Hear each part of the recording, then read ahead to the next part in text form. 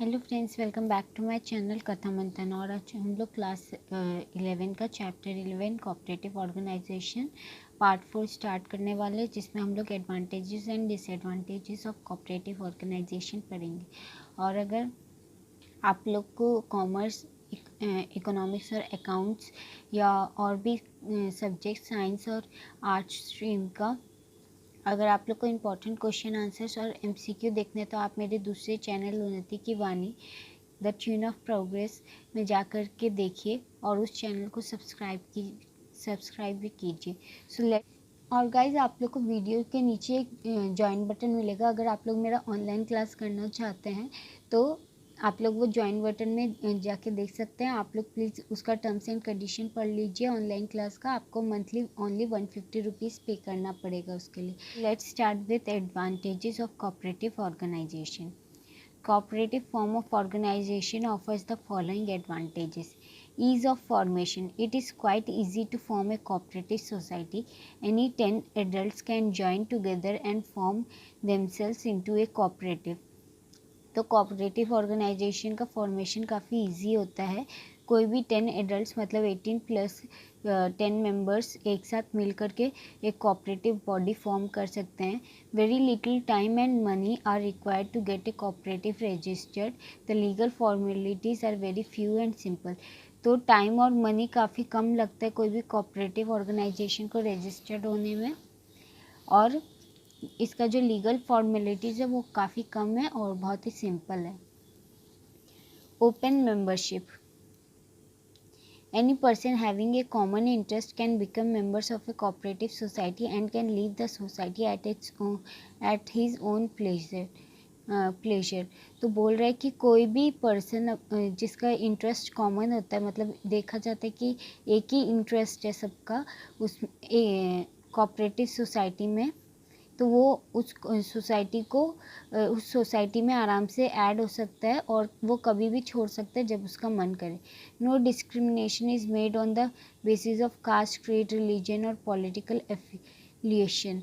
The cost of share is low and even poor person can buy it. तो यहाँ पे कोई भी रिलीजन, कास्ट, क्रीड या फिर कोई भी समाज का आ सकते हैं। यहाँ पे कोई डिस्क्रिमिनेशन नहीं होता और यहाँ पे शेयर का कॉस्ट भी काफ़ी कम है, तो कोई भी पुअर पर्सन भी इसे बाय कर सकता है। Limited liability. The liability of every member is limited to the extent of his share in the society's capital. Therefore the risk faced by every member is limited and known. तो यहाँ पे हर member का liability limited होता है जितने उसके पास share है, और इसलिए इधर हर मेंबर का रिस्क जो होता है वो पहले से लिमिटेड होता है और उन लोग को पहले से पता होता है कि उन लोग को इतना रिस्क उठाना पड़ सकता है। Continuity and stability. After registration, a cooperative society becomes a separate legal entity. The death, fluency or insolvency of a member does not affect its existence. Therefore, it enjoys continuity of operation. तो continuity और stability में क्या बोल रहा है कि cooperative society का registration हो जाने के बाद वो सोसाइटी एक सेपरेट लीगल एंटिटी बन जाती है, और तो भी कोई भी मेंबर का डेथ या फिर उसका गरीब होने से ये सोसाइटी को कोई फ़र्क नहीं पड़ेगा और ये कंटिन्यूसली चलता रहेगा।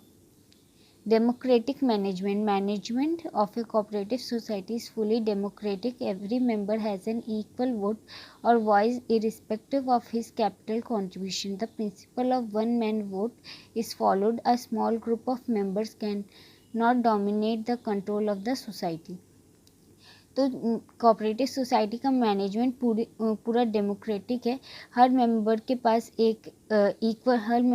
इक्वल वोट होता है और voice irrespective of his capital contribution, और उसका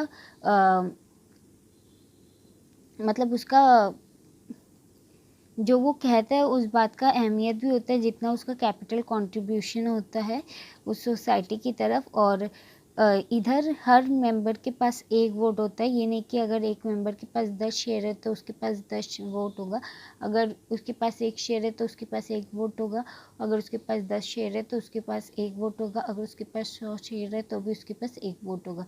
तो ऐसा चीज़ फॉलो होता है और कोई भी स्मॉल ग्रुप ऑफ मेंबर ये सोसाइटी का कंट्रोल को डोमिनेट नहीं कर सकता। Internal financing. A large part of the profit of a cooperative society is transferred to general reserve every year. Dividend on capital cannot exceed 10%. Therefore, ploughing back of profits facilitates the expansion and growth of the society.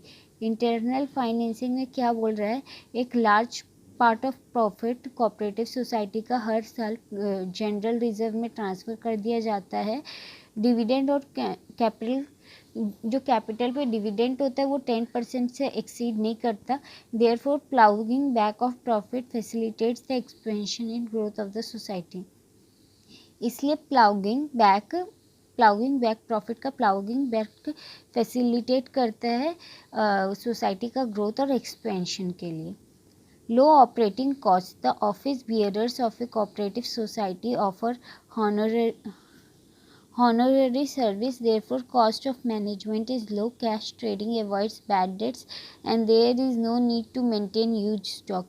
As customers are primarily the members themselves, there is saving in advertising and selling expenses. Elimination of middlemen also adds to economy of operations.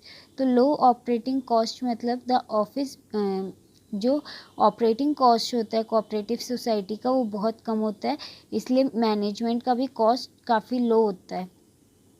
और यहाँ पे middle man को eliminate करते हैं, तो इससे हम लोग का जो elimination of middle man also aids to economy of operation. तो मिडिल मैन के एलिमिनेशन के मिडिलमैन का एलिमिनेशन जो होता है वो भी हम लोग का इकोनॉमी ऑफ ऑपरेशन में ऐड होता है। Cheaper and better supplies. Cooperative society supply better quality at cheaper rates. तो चीपर एंड बेटर सप्लाई में क्या बोलते हैं, जो कोऑपरेटिव सोसाइटी होता है वो better quality goods cheaper rates में सप्लाई करते हैं। Due to service motive the focus is on the welfare of members. Surplus is also shared by the members on equitable basis. तो यहाँ पे ये जो कोऑपरेटिव सोसाइटी है ये सर्विस मोटिव के लिए और इसका फोकस मेंबर्स का वेलफेयर के लिए, तो surplus is also shared bye members. तो जो सरप्लस होता है वो मेंबर्स में शेयर होता है equally. State patronage. The government provides several concessions to cooperative societies in the matter of taxes, finance, etc. A cooperative society enjoys special privileges and exemptions. तो state patronage में क्या होता है, जो गवर्नमेंट है वो सेवरल कंसेशन प्रोवाइड करता है कोऑपरेटिव सोसाइटी को कौन से मैटर्स में, टैक्सेस, फाइनेंसेस एक्सेट्रा. और कोऑपरेटिव सोसाइटी इंजॉय करता है कुछ स्पेशल प्रिविलेजेस और exemptions. Social utility. Cooperatives are non-competitive organizations. They promote personal liberty, social justice, and mutual cooperation. They help to prevent concentration of economic power in a few hands. Cooperative undertakings also serves as a training ground for self-government. They foster fellow feeling, self-help, thrift, and moral values among the members. तो social utility में क्या बोलता है कि cooperative society कोई भी cooperative society non competitive organisation है और ये प्रमोट करता है पर्सनल लिबर्टी, सोशल जस्टिस और म्यूचुअल कोऑपरेशन और हेल्प करता है प्रिवेंट करने में concentration of economic power in few hands. कुछ हाथों में इकोनॉमिक पावर को देने के लिए प्रिवेंट करता है. Cooperative undertaking also serves as a training ground for self government. तो कोऑपरेटिव अंडरटेकिंग ट्रेनिंग ये सर्व करता है training ground for self government. Disadvantages of cooperative organisation. अब इसके डिसएडवांटेजेस क्या क्या होते हैं. Cooperative society suffer from the following drawbacks. Limited capital, तो यहाँ पे सिर्फ 10 मेंबर्स रहते हैं और इसी से कोऑपरेटिव सोसाइटी फॉर्म रहता है। तो यहाँ पे लिमिटेड कैपिटल होता है, और लिमिटेड कैपिटल किस लिए भी होता है, क्योंकि यहाँ पे एक आदमी का एक वोट होता है। A cooperative society is formed usually by people with limited means. The principle of one man one vote discourages member to invest large amounts in the society. Therefore, a cooperative society often faces shortage of fund. It is not able to mobilize adequate capital for large scale operations. तो बोल रहा है कि cooperative society जो people जो form होता है people से, वो काफ़ी लिमिटेड मीन्स में होता है, और यहाँ पे जो वन मैन वन वोट होता है ये मेंबर्स को डिस्करेज करता है कि ये लार्ज अमाउंट इधर इन्वेस्ट करे, और इसलिए कभी कभी cooperative society shortage of capital भी शॉर्टेज ऑफ फंड्स भी फेस करता है। Insufficient management. A cooperative society is managed by a managing committee consisting of office bearers elected by the members. These office bearers may not be competent and experienced. A cooperative society cannot afford to employ expert professional managers at high salaries.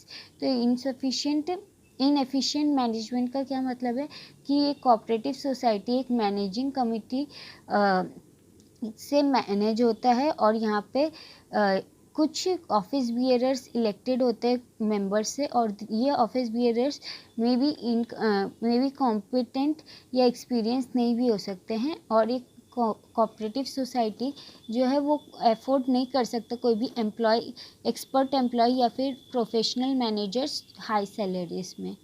Lack of motivation.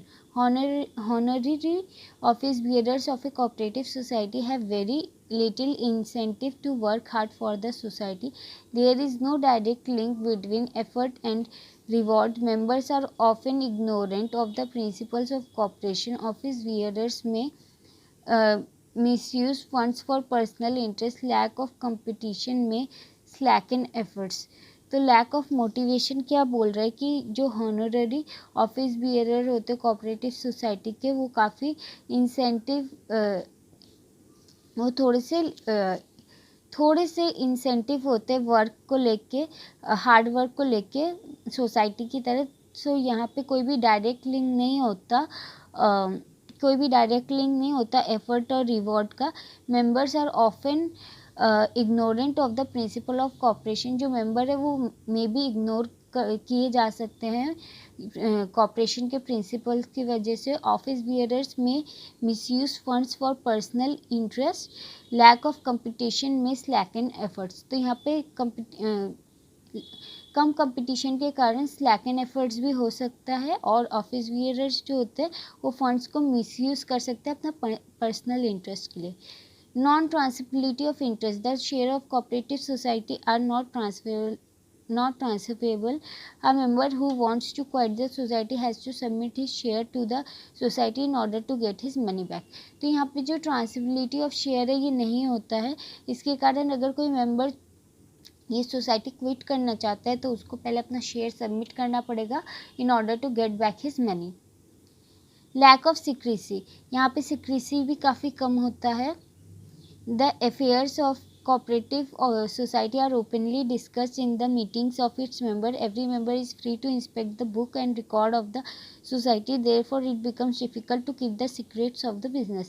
तो यहाँ पे बोल रहे हैं कि cooperative society openly discuss होता है member के साथ उसके मीटिंग्स में उसके अफेयर्स, और यहाँ पे हर मेंबर्स को इजाज़त है कि ये बुक कोई भी ये सोसाइटी का बुक और रिकॉर्ड्स देख सकता है, इसलिए कोई भी बिजनेस का सीक्रेट रखना डिफ़िकल्ट होता है। Excessive government control. The day to day working of a cooperative society is bound by legal rules and regulation. Keeping of accounts, regular audit and inspection are essential. Reports have to be submitted to the registrar. Time consuming formalities restrict flexibility and initiative. तो excessive government control क्या होता है कि यहाँ पे government का control बहुत ज़्यादा होता है, क्योंकि ये जो डे टू डे वर्किंग है कोऑपरेटिव सोसाइटी का, ये लीगल रूल्स और रेगुलेशन से बंधा हुआ है। सो इसका अकाउंट्स कीप करना, रेगुलर ऑडिट करना और इंस्पेक्शन करना काफ़ी ज़्यादा एसेंशियल है। इसके रिपोर्ट्स रजिस्ट्रार तक सबमिट करने पड़ते हैं। टाइम कंज्यूमिंग फॉर्मेलिटीज़ होते हैं, रेस्ट्रिक्ट फ्लेक्सिबिलिटी होता है और ये काफ़ी इनिशिएटिव होता है। Rift among members. The success of cooperative depends directly on the loyalty and cooperation of members. तो जो कॉपरेटिव्स का सक्सेस होता है वो डिपेंड करता है डायरेक्टली कोऑपरेटिव मेंबर्स के लॉयल्टी पे। Quite often disputes arise among the member committee and the members, और यहाँ पे कभी कभी डिस्प्यूट्स भी हो जाते हैं मैनेजिंग कमेटी और मेंबर्स के बीच में। Some members may want to dominate the working of the society. कुछ मेंबर्स इसका सोसाइटी का वर्किंग डोमिनेट करना चाहते हैं। Members are drawn from the different section of society. Members draw किए जाते हैं डिफरेंट सेक्शन ऑफ सोसाइटी से। There is often lack of harmony and amity among them, और इसलिए यहाँ पे काफ़ी हारमोनी और एमिटी मेंबर्स के बीच में हो जाता है। सो गाइज, ये था हम लोग का advantages and disadvantages of cooperative organisation. और इसी के साथ हम लोग का कोऑपरेटिव ऑर्गेनाइजेशन ख़त्म होता है। फिर हम लोग नेक्स्ट वीडियो में नेक्स्ट चैप्टर शुरू करेंगे। और अगर आप लोग का इसका इम्पॉर्टेंट क्वेश्चंस चाहिए तो आप लोग मेरे ब्लॉग को देखिएगा, जिसका लिंक मैं डिस्क्रिप्शन बॉक्स में दे दूँगी। पसंद आया तो इसे लाइक, शेयर एंड सब्सक्राइब कीजिएगा। Thank you friends, thank you for watching my channel Katha मंथन।